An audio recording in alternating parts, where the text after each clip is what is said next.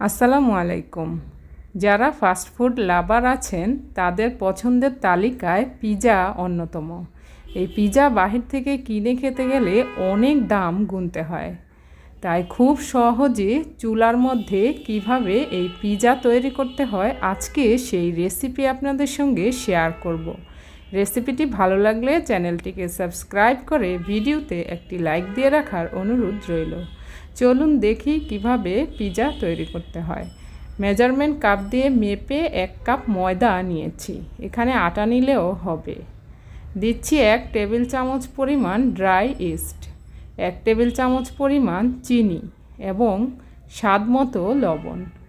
এবার সবগুলো শুকনো উপকরণ খুব ভালোভাবে মিশিয়ে নিচ্ছি। এখানে আমি 1 কাপ পরিমাণ কুসুম গরম দুধ নিয়েছি। দুধটা এরকম গরম নিতে হবে যেন আপনার আঙ্গুলটা ডুবিয়ে রাখলে সহ্য করার মতো হয়। তারপর আমি খুব ভালোভাবে মথে নিয়ে একটা ডো তৈরি করে নিলাম। আর আমার 1 কাপ থেকে এইটুকু দুধ বাকি রয়ে গেছে। তারপর 1 টেবিল চামচ পরিমাণ তেল দিয়ে আবারও ভালোভাবে মথে নিচ্ছি। মথে নেওয়ার পর এবার ডোটাকে একটা ঢাকনা দিয়ে ঢেকে 1 ঘন্টা রেস্টে রেখে দিচ্ছি। 1 ঘন্টা পর দেখুন ডোটা ফুলে ডাবল হয়ে গিয়েছে। এবার ডোটাকে আবারও ভালোভাবে মথে নিচ্ছি। এবার কিছু শুকনো ময়দা দিয়ে ডোটাকে একটা রুটির মতো করে বেলে নিতে হবে। তো আমি ডোটাকে একটু বড় রুটি আকৃতি করে বেলে নিয়েছি, আর রুটির থিকনেসটা ঠিক এই রকম রেখেছি। এবার রুটিটাকে একটা স্টিলের প্লেটে নিয়ে নিব আর সাইড থেকে উঠিয়ে দিব।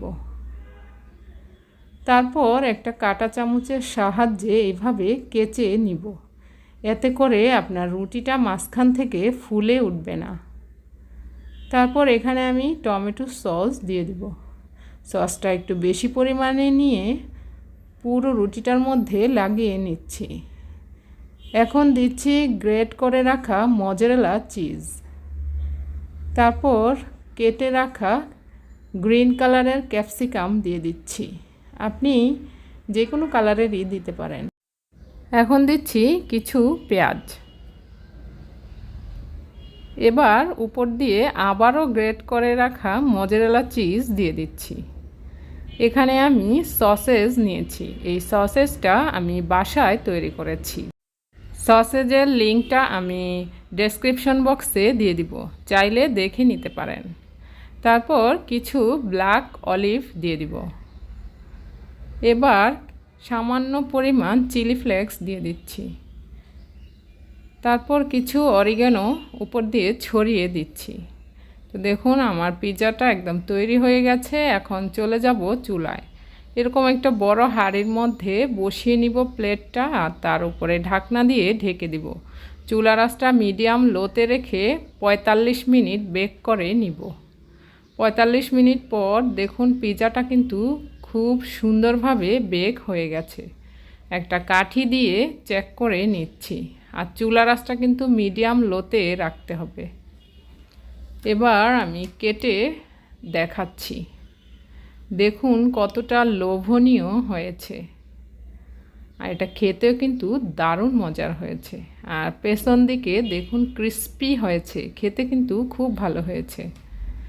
তো আজকের এই পিৎজার রেসিপি আপনার কাছে কেমন লাগলো সেটি কিন্তু কমেন্ট বক্সে জানিয়ে দিতে ভুলবেন না।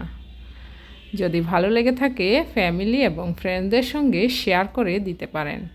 আর কী ধরনের রেসিপি পেতে চান সেটি কমেন্ট বক্সে জানিয়ে দিতে পারেন। দেখা হবে নেক্সট রেসিপিতে। আল্লাহ হাফেজ।